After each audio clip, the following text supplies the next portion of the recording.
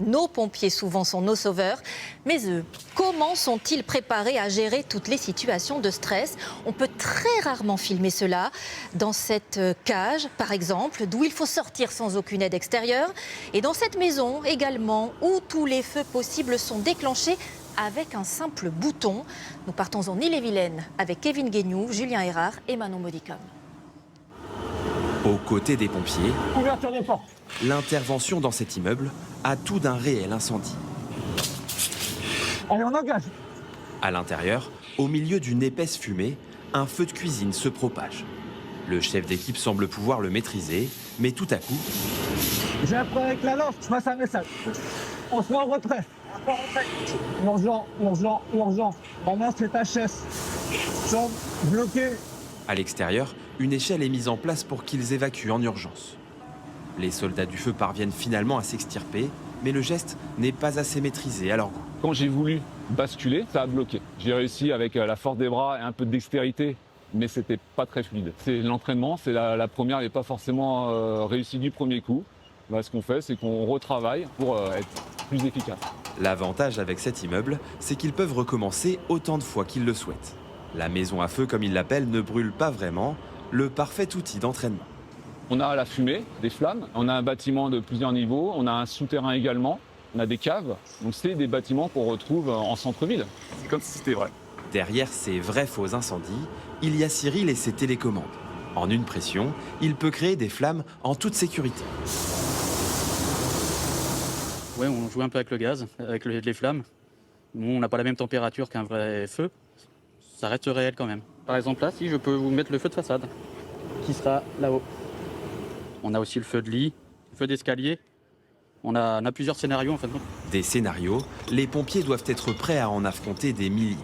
Dans ce centre de formation, les outils pour les préparer comme ce parcours peuvent parfois paraître rudimentaires, Lève-toi, lève ta bouteille, mais ils n'en sont pas moins redoutables. tourne dans l'autre sens.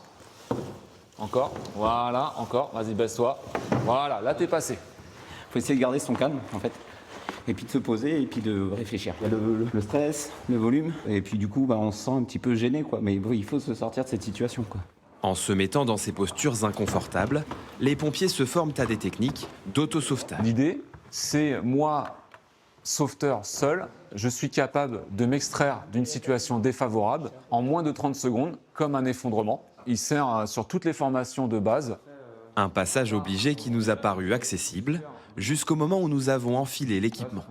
Avec 20 kilos sur le dos au milieu de fils électriques, J'ai un peu l'impression d'être dans un cauchemar là, mais ça va. un simple tunnel peut vite s'avérer angoissant.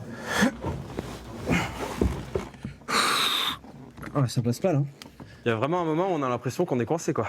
C'est pour ça qu'il faut malgré tout garder son calme, essayer de se poser. Gérer son stress peut aussi être utile dans ce genre de situation. Ok, j'y vais. Je m'engage. Dans ces cages modulables, les pompiers doivent apprendre à se déplacer avec leur appareil respiratoire dans des conditions périlleuses. À partir de maintenant, je vous plonge dans le noir.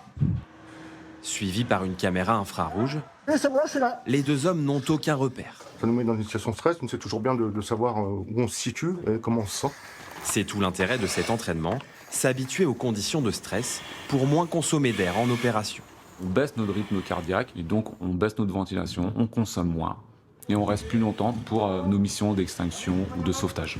Pour être toujours plus efficace, l'entraînement est parfois plus difficile que certaines missions du quotidien. Lors des formations, ils vont rencontrer des situations qu'ils rencontreront peut-être jamais dans la réalité, mais en attendant, ils auront été préparés à ça. Ça fait partie du métier de sapeur-pompier, c'est l'adaptation permanente, c'est-à-dire qu'il doit être capable d'imaginer l'inimaginable. Une devise bien respectée par ce pompier. Pour faciliter l'entraînement de ses collègues, il a imaginé ce fût bien particulier, un simulateur de fuite. C'est vraiment à la carte, on utilise de l'eau, de l'air, un agent moussant et un agent colorant. On les combine et on crée l'illusion d'une fuite chimique au plus proche de la réalité, mais en garantissant la sécurité des intervenants. Démonstration. Pendant que ces hommes en scaphandre se préparent, sur une tuyauterie, il y a eu un coup de disqueuse. Donc l'objectif pour vous, c'est d'aller poser une manchette mécanique. David simule une fuite d'acide. Je vais ouvrir l'eau. Hop, c'est parti. Donc là, on a l'agent colorant. Ensuite, je vais refermer le tableau de commande Voilà, c'est à eux de jouer. Les pompiers en orange se retrouvent face à une situation qu'il faut stopper le plus rapidement possible. Mais l'équipement rend chaque manipulation délicate. Il faut donc les répéter. L'idée, c'est de maintenir des réflexes. C'est des interventions qui arrivent peu fréquemment sur l'année. Mais quand elles arrivent, il faut qu'on soit prêt à limiter ces risques. Des risques de pollution auxquels ils peuvent se confronter directement dans la cour de la caserne. En secourisme, on a un mannequin de secourisme, on le sort rapidement, on fait une manœuvre. En risque chimique, on n'avait rien du tout. Donc ça facilite nos exercices puisqu'on n'a pas besoin de se déplacer. Un outil d'entraînement si spécifique que seul un pompier pouvait y penser.